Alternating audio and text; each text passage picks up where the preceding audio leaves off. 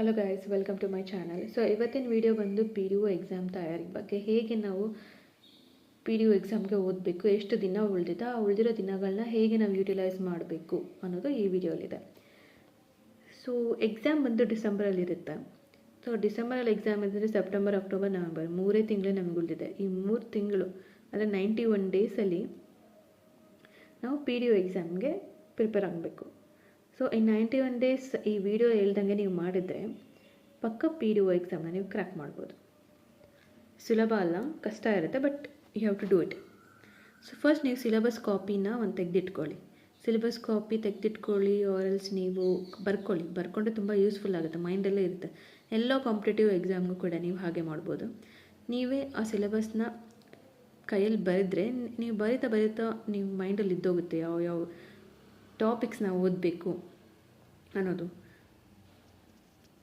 So P D ಒ ಎಕ್ಸಾಮಲ್ಲಿ 2 papers ಇದೆ, paper 1, paper 2. So update ಆಗಿದೆ ಎಕ್ಸಾಮ್. ಅಂದರೆ ಮುಂಚೆ ಪಿ ಡಿ ಒ ಎಕ್ಸಾಮಲ್ಲಿ ಪಂಚಾಯತ್ ಡೆವಲಪ್ಮೆಂಟ್ ಅನ್ನೋ ಒಂದು ಪೇಪರೇ ಸಪ್ರೇಟ್ ಇರ್ತಾಯಿತ್ತು. ಸೊ ಇವಾಗ ಒಂದರಲ್ಲೇ ಇನ್ಕ್ಲೂಡ್ ಆಗಿದೆ. ಸೊ ಇದು ತಿಳ್ಕೊಬೇಕು. So first current affairs. So current affairs ನಾವು ಎಷ್ಟು ಓದಬೇಕು ಅಂದರೆ ಲಾಸ್ಟ್ 6 ಮಂತ್ಸ್ದು ತೊಗೋಬೇಕು ನಾವು. ಕರೆಂಟ್ ಅಫೇರ್ಸ್ ಲಾಸ್ಟ್ 6 ಮಂತ್ಸ್ದು ಮೇಯ್ನಾಗಿ ಕರ್ನಾಟಕ ಫೋಕಸ್ಡ್ ಆಗಿರೋದು ಓದಬೇಕು. ಸೊ ಇದಕ್ಕೆ ನಾವು ಯಾವುದಾದ್ರು ವೆಬ್ಸೈಟ್ನ ರೆಫರ್ ಮಾಡ್ಬೋದು, ಒಂದು ಡೈಲಿ ನ್ಯೂಸ್ ಪೇಪರ್ ಓದ್ಬೋದು. ಸೊ ಎನಿ ವೆಬ್ಸೈಟ್ ಅಂದರೆ ಯಾವುದಾದ್ರೂ ಕರೆಂಟ್ ಅಫೇರ್ಸ್ ವೆಬ್ಸೈಟ್. ಸೊ ನಾನು GK ಟುಡೇ ಫಾಲೋ ಮಾಡ್ತೀನಿ. ಸೊ ಒಂದು ವೆಬ್ಸೈಟ್ ಅಷ್ಟೇ ನೀವು ಫಾಲೋ ಮಾಡಬೇಕಾಗಿರೋದು. ಸೊ ಒಂದು GK ಟುಡೇ ವೆಬ್ಸೈಟ್ ಫಾಲೋ ಮಾಡಿ. ಸೊ ನೀವು ಟೆಸ್ಟ್ ಸೀರೀಸ್ ಥರ ಇರುತ್ತಲ್ಲ, MCQs, ನೀವು ಟೆಸ್ಟ್ಸು ಬೇರೆ ವೆಬ್ಸೈಟ್ಸಿಂದ ನೀವು ಅಟೆಂಡ್ ಮಾಡ್ಕೋಬೋದು. ಸೊ ನಿಮ್ಗೆ ಯೂಸ್ ಆಗುತ್ತೆ. ಸೊ ಯಾವುದನ್ನ ಒಂದು ಕನ್ನಡ ನ್ಯೂಸ್ ಪೇಪರ್ ನೀವು ಓದಬೇಕಾಗುತ್ತೆ.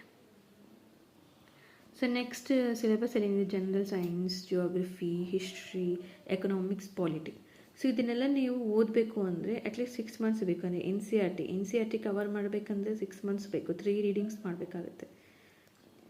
ಸೊ ಆ ರೀಡಿಂಗ್ಸ್ ಆದಮೇಲೆ ನೀವು ನೋಟ್ಸ್ ಬೇರೆ ಮಾಡ್ಕೋಬೇಕು, ಅದಕ್ಕೆ ಟೈಮ್ ಹಿಡಿಯುತ್ತೆ. ಸೊ ಇವಾಗ ನೋಟ್ಸ್ ಮಾಡ್ಕೊಳ್ಳೋಕ್ಕೆಲ್ಲ ನಿಮಗೆ ಟೈಮ್ ಇಲ್ಲ, ಜಸ್ಟ್ ನೀವು ಓದಬೇಕಷ್ಟೆ. ಸೊ ಅದಕ್ಕೋಸ್ಕರ ನೀವು ಲೂಸೆಂಟ್ ಅವ್ರದ್ದು general knowledge yellow colour book ಇರುತ್ತೆ. ಸೊ ಅದನ್ನು ನೀವು ತಗೊಂಡ್ರೆ ಎಲ್ಲ ಅದರಲ್ಲಿ ಬ್ರೀಫ್ ಆಗಿರುತ್ತೆ, ಪ್ಲಸ್ ಕೀ ಪಾಯಿಂಟ್ಸ್ ಥರ ಇರುತ್ತೆ. ಸೊ ಆಲ್ರೆಡಿ ಮಾಡಿರೋ ನೋಟ್ಸ್ ಅದು. So general science, geography, history, economics, polity ಇದೆಲ್ಲ ಅದರಲ್ಲಿ ಇನ್ಕ್ಲೂಡ್ ಆಗಿರುತ್ತೆ. ಸೊ ನೀವು ಅದನ್ನು ರೆಫರ್ ಮಾಡ್ಕೋಬೋದು. ಸೊ ಇದನ್ನು ನೀವು ರೆಫರ್ ಮಾಡಾದಮೇಲೆ ಲೂಸೆಂಟ್ ಆಬ್ಜೆಕ್ಟಿವ್ GK ಬುಕ್ ಬರುತ್ತೆ, ಅದು ಬ್ಲೂ ಕಲರ್ ಬುಕ್ ಬರುತ್ತೆ. ಸೊ ಅದನ್ನು ನೀವು ಅಟೆಂಡ್ ಮಾಡ್ಕೋಬೋದು. ಸೊ ಸಾಲ್ವ್ ಮಾಡೋದು MCQs. ಸೊ ಅದು ನಿಮ್ಗೆ ತುಂಬ ಯೂಸ್ ಆಗುತ್ತೆ. ಸೊ ನೆಕ್ಸ್ಟ್ ಏನಿದೆ ಅಂದರೆ matters of land reforms and social changes in Karnataka after independence.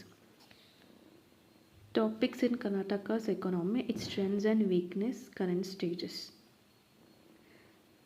Matters of rural development, panchayat raj institutions and rural cooperative societies.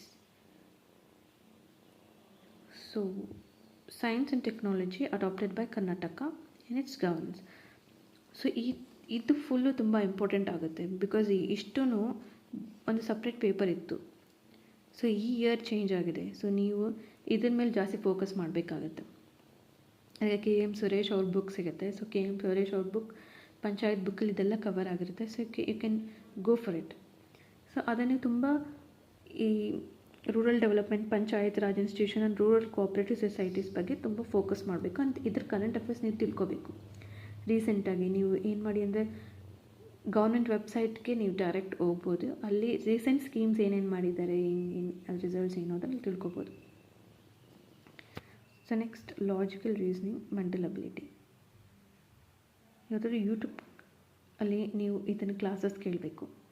So ಈ ಕ್ಲಾಸಸ್ ಕೇಳಿದ್ರೇ ಸ್ವಲ್ಪ ಈಸಿ ಆಗುತ್ತೆ, ನೀವು ಹೇಗೆ ಲಾಜಿಕಲ್ ರೀಸನಿಂಗ್ ಅಟೆಂಡ್ ಮಾಡಬೇಕು, ಮೆಂಟಲ್ ಅಬಿಲಿಟಿ. ಸೊ ಅಟ್ಲೀಸ್ಟ್ ನೀವು daily ಒಂದು 20 ಕ್ವೆಶನ್ಸ್ನ ನೀವು ಸಾಲ್ವ್ ಮಾಡಬೇಕು. 20 ಆಗಿಲ್ಲ ಅಂದರೆ ಅಟ್ಲೀಸ್ಟ್ 10 ಕ್ವೆಶನ್ಸ್ನ ನೀವು ಸಾಲ್ವ್ ಮಾಡಬೇಕು. ಡೈಲಿ ಮಾಡ್ತಾ ಇದ್ರೇ ಮೆಂಟಲ್ ಅಬಿಲಿಟಿ ಬರುತ್ತೆ. ಸೊ ನಾಳೆ ಎಕ್ಸಾಮ್ ಇಟ್ಕೊಂಡು ಲಾಸ್ಟ್ 5 ಡೇಸಲ್ಲಿ ನೀವು ಟ್ರೈ ಮಾಡಿದ್ರೆ ಅದು ಆಗೋದಿಲ್ಲ. ಸೊ ಇದೊಂಥರ ಮ್ಯಾಥ್ಸ್. ಸೊ ನೀವು ಪ್ರಾಕ್ಟೀಸ್ ಇದ್ರೇ ನೀವು ಮೆಂಟಲ್ ಅಬಿಲಿಟಿ, ಲಾಜಿಕಲ್ ರೀಸನಿಂಗ್ ಅಂಥದ್ದು ನೀವು ಕ್ರ್ಯಾಕ್ ಮಾಡೋಕ್ಕಾಗೋದು. ಸೊ ನೆಕ್ಸ್ಟ್ ಪೇಪರ್ 2 ಅಲ್ಲಿ ನಮಗೆ 3 ಮೇಜರ್ ಥಿಂಗ್ಸ್ ಇರುತ್ತೆ. Kannada grammar, general English. Paper 2 ಅಲ್ಲಿ ನಿಮಗೆ ಮೇಯ್ನಾಗಿ 3 ಥಿಂಗ್ಸ್ ಇನ್ವಾಲ್ವ್ ಆಗಿರುತ್ತೆ: Kannada grammar, general English, general computer. So Kannada ಗ್ರಾಮರ್ಗೆ ನೀವು ಸಾಮಾನ್ಯ ಕನ್ನಡ KM ಸುರೇಶ್ ಅವ್ರದ್ದು ರೆಫರ್ ಮಾಡ್ಕೋಬೋದು. ಸೊ ಇಂಗ್ಲೀಷ್ಗೆ ನೀವು ಹರಿಯಾಂತದ್ದು ಓದ್ಬೋದು. ಜನರಲ್ ಕಂಪ್ಯೂಟರ್ ಲೂಸೆಂಟ್ ಅವ್ರದ್ದು ಬ್ಲೂ ಬುಕ್ ಬರುತ್ತೆ, ಸೊ ಅದು ನೀವು ರೆಫರ್ ಮಾಡ್ಕೋಬೋದು. ಸೊ ಇದ್ರ ಜೊತೆಗೆ ನೀವು economic survey, Karnataka state survey, so ಇದನ್ನು ನೀವು ನೋಡ್ಕೋಬೇಕಾಗತ್ತೆ. ಇದರ ಮೇಲೆ MCQs ಸಾಲ್ವ್ ಮಾಡಿ. ಸೊ ನೆಕ್ಸ್ಟ್ ನಿಮಗೆ ಟೈಮ್ ಇದ್ದರೆ SSC CHSL ಮ್ಯಾರಥಾನ್ ಸೆಷನ್ಸ್ನ ನೀವು ಅಟೆಂಡ್ ಮಾಡಿ. ಆಲ್ರೆಡಿ ಲೈವ್ ಕ್ಲಾಸಸ್ ರೆಕಾರ್ಡ್ ಆಗಿರುತ್ತೆ. ನಿಮಗೆ ಬೇಕು ಅಂದರೆ ನಾವು ಲಿಂಕ್ ಆಗಿರ್ತೇನೆ, ಸೊ ನೀವು ನೋಡ್ಕೊಳ್ಳಿ. ಅಲ್ಲಿ ಅದು ಆ್ಯಂಟೋನಿಮ್ಸ್, ಸಿನಾನಿಮ್ಸ್, ಇಂಗ್ಲೀಷ್ ಗ್ರಾಮರ್ ತುಂಬ ಇರುತ್ತೆ. ಸೊ ನೆಕ್ಸ್ಟ್ ಇಷ್ಟನ್ನು ನೀವು ಓದ್ಕೋಬೇಕಾಗುತ್ತೆ. ಅಂದರೆ ಈ 91 ಡೇಸಲ್ಲಿ ನೀವು current affairs, last 6 months cover ಮಾಡಬೇಕಾಗುತ್ತೆ. ಲೂಸೆಂಟ್ ಜನರಲ್ ನಾಲೆಡ್ಜ್ ಬುಕ್ನ ನೀವು ಓದಬೇಕಾಗುತ್ತೆ. ಸೊ ದೆನ್ KM ಸುರೇಶ್ ಅವ್ರದ್ದು ಇದು ರೆಫರ್ ಮಾಡಬೇಕಾಗುತ್ತೆ ಇದಕ್ಕೆ. ಆರ್ಎಲ್ಸ್ ನೀವು ಗೂಗಲಿಂದನೂ ತೊಗೋಬೋದು. ಅದನ್ನು ಯೂಟ್ಯೂಬ್ ಕ್ಲಾಸಿಂದನೂ ನಿಮ್ಮ KPSCಗೆ ಯಾವುದಾದ್ರು ಇಂಪಾರ್ಟೆಂಟ್ ಅನ್ನೋದನ್ನು ನೀವು ಒಂದು ಕಡೆ ನೀವು ನೋಟ್ ಮಾಡಿಕೊಂಡು, ಅಥವಾ ಮ್ಯಾಟರ್ಸ್ ಆಫ್ ರೂರಲ್ ಡೆವಲಪ್ಮೆಂಟ್ ಅಂದರೆ ಅದನ್ನು ನೀವು ಒಂದು ನೋಟ್ಸ್ ಥರ ಮಾಡ್ಕೋಬೋದು. ಅದರ ಹಿಸ್ಟ್ರಿ ಏನು, ಸೆಕೆಂಡ್ ಯಾವಾಗ ಇಂಪ್ಲಿಮೆಂಟ್ ಆಯಿತು, ಆಮೇಲೆ ಅದು ಫ್ಯಾಕ್ಟ್ ಅಂದರೆ ಕಾನ್ಸೆಪ್ಟ್ ಏನು, ದೆನ್ ಅದರ ಬಗ್ಗೆ ಕರೆಂಟ್ ಅಫೇರ್ಸ್ ನೀವು ನೋಡ್ಕೋಬೇಕಾಗುತ್ತೆ. ಸೊ ರೂರಲ್ ಕೋಆಪ್ರೇಟಿವ್ ಅಷ್ಟೇ ಟೈಪ್ಸು. ಅದರ ಮೇನ್ ಅಂದರೆ ನೀವು ಫ್ಯಾಕ್ಟನ್ನ ನೀವು ತೊಗೋಬೇಕು. ಡೈನಾಮಿಕ್ ನೋಟ್ಸ್ನ ನೀವು ಒಂದು ಇಟ್ಕೋಬೇಕು. ಸೊ ಡೈನಾಮಿಕ್ ಅಲ್ಲ, ಸ್ಟ್ಯಾಟಿಕ್ ನೋಟ್ಸ್ನ ನೀವು ಒಂದು ಇಟ್ಕೋಬೇಕು.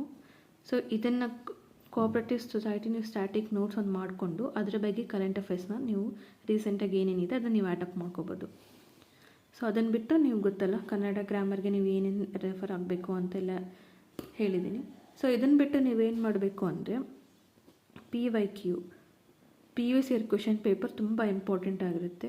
ಸೊ ಲಾಸ್ಟ್ 10 ಇಯರ್ಸ್ದು ನೀವು ಕಲೆಕ್ಟ್ ಮಾಡ್ಕೋಬೇಕು.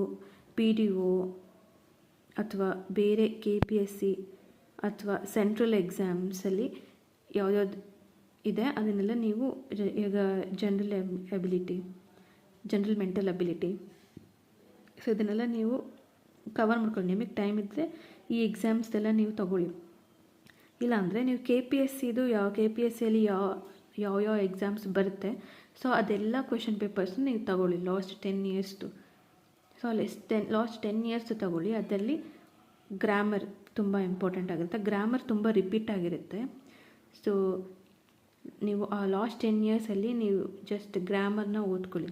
ಸೊ ಅದು ಗ್ರಾಮರ್ ತುಂಬ ಇಂಪಾರ್ಟೆಂಟ್ ಆಗುತ್ತೆ. ಸೊ ಎಲ್ಲ ರಿಪಿಟೇಟಿವ್ ಆಗಿರುತ್ತೆ. ಸೊ PDO ಎಕ್ಸಾಮ್ನ ನೀವು ಒಂದ್ಸರಿ ಎಲ್ಲ ಪೇಪರ್ನ ಸಾಲ್ವ್ ಮಾಡಿ, MCQ ಸಾಲ್ವ್ ಮಾಡ್ತಾನೆ ಇರಿ. ಸೊ ಈಸಿಯಾಗಿ ನಾವು ಈ ಎಕ್ಸಾಮ್ನ ಹಿಂಗೆ ಕ್ರ್ಯಾಕ್ ಮಾಡ್ಕೋಬೋದು. PYQ ತುಂಬ ಇಂಪಾರ್ಟೆಂಟ್, KPSCಯಲ್ಲಿ ತುಂಬ ರಿಪೀಟ್ ಆಗುತ್ತೆ. ಸೊ ಹೀಗೆ ಮಾಡಿಕೊಂಡ್ರೆ ನೀವು 3 ಮಂತ್ಸಲ್ಲಿ ಎಕ್ಸಾಮ್ ಕ್ರ್ಯಾಕ್ ಮಾಡ್ಬೋದು. ಸೊ ಪೇಪರ್ 2 ಅಲ್ಲಿ ನಮಗೆ ಇರೋದು